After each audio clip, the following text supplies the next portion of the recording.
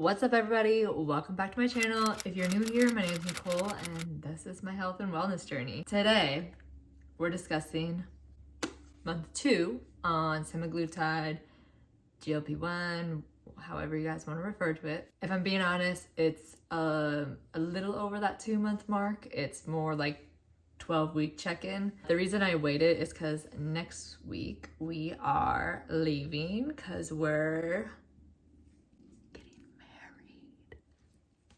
And we're heading over to Colombia to do that, and I didn't want to be taking any sort of medication, so I will be off of semaglutide for about 3 weeks in total. And I just made that decision, one, because I'm going to a foreign country and I don't want to be bringing all that stuff in with the chance that they potentially take it. And then also I want to enjoy myself while I'm there.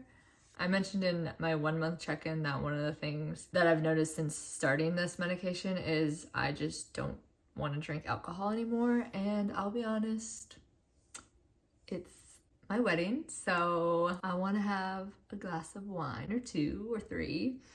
I'm not gonna get crazy because in general I don't really like drinking, but of course I want to enjoy myself while I'm there and not have any stress of injections and all that stuff. 12 weeks on semaglutide. Let's jump right into how much weight did I lose? Because I know a lot of people like to know that right off the start. I will pop it up on the screen here.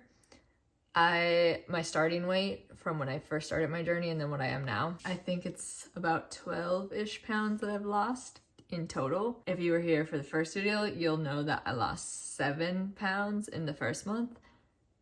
So as you can see, the second month was a lot slower, which was a little discouraging, but I have to remind myself that 1, I still lost weight, and 2, I need to stop comparing to other people, because other people who start this medication, everyone starts at a different spot. Some people start with the goal that they need to lose 200 plus pounds, and they lose like 20 pounds in the first month, which is more attainable for someone of that body composure, versus me. I didn't start with a large weight loss goal. So I need to remind myself that everyone's journey looks different. And if I divide it out, 12 pounds in 12 weeks is about 1 pound a week, which for a sustainable weight loss is really good. In order to sustain it, a good healthy amount of weight to lose is about 1 to 2 pounds a week. So I need to remind myself that a win is a win. Sometimes it can be hard. And I will say month 2 wasn't a consistent weight loss every week on the scale. Some weeks I would just stay the same. I will say I never gained weight in a week, which is really positive. All right, let's get into pros and cons. So we'll start with pros. Honestly, my pros still stay the same as video 1. Eating habits have gotten way better. I listen to my hunger cues, my fullness cues. I don't binge eat. I don't crave sweets. The only thing I do crave sometimes now is like a Diet Coke, which I was never a soda drinker, but also I don't know if I'm craving it because I want a Diet Coke or because I also just watched The Secret Lives of Mormon Wives and they drink a lot of Diet Coke, so I'm not sure. But yeah, that's about the only thing that I crave every now and then. So overall, like I said, I don't have any like new pros. They're all the same, and which I'm happy for. I wish I had more to report on like things that are good, but honestly, I just had such a good first month where I'm pretty sure all of the pros that people get on this medication for, I pretty much hit those all in the first month. So they've all stayed the same. Oh, I will say that I mentioned in the first video, headaches were an issue. No headaches on the second month. I think that might have just been kind of an adjustment phase of my body getting used to it. The first month I was like a little fatigued and had headaches after the first day of the injection, and I had none of that in month 2. All right, let's get into some cons. I will say a lot of the cons are still the same, such as coffee. I don't crave my coffee anymore.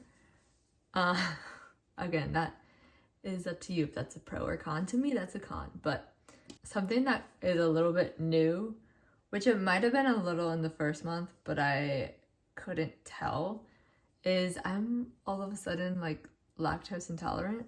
Not severely lactose intolerant, just to the point where stuff like milk or heavy cream, that type of dairy, like if I eat cheese on pizza, that's fine to me, but anything that's more of that like heavier cream, that really upsets my stomach, and it just makes it feel like kind of crampy and gurgly. So I just stay away from that stuff, which, if you know, I'm from Wisconsin, so I'm a dairy girl. I love dairy.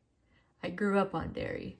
So that's been a little bit of adjustment. I guess it's honestly for the best because it is a little bit healthier. If you think of the things that have a lot of heavy cream, typically they're desserts or a sugary like cold foam or something. So it's probably for the best. It's just been an adjustment of if I order something, I just make sure to get like a dairy-free option. So if I get a drink or something, I'm getting almond milk or oat milk in it instead of, I usually would get 2% milk, and that doesn't like me anymore. But other than that, I have been pretty much symptom-free as far as no nausea or anything of that nature, which I'm super grateful for, because that was like my main concern with getting on this, is if I'm gonna be nauseous, I don't want it.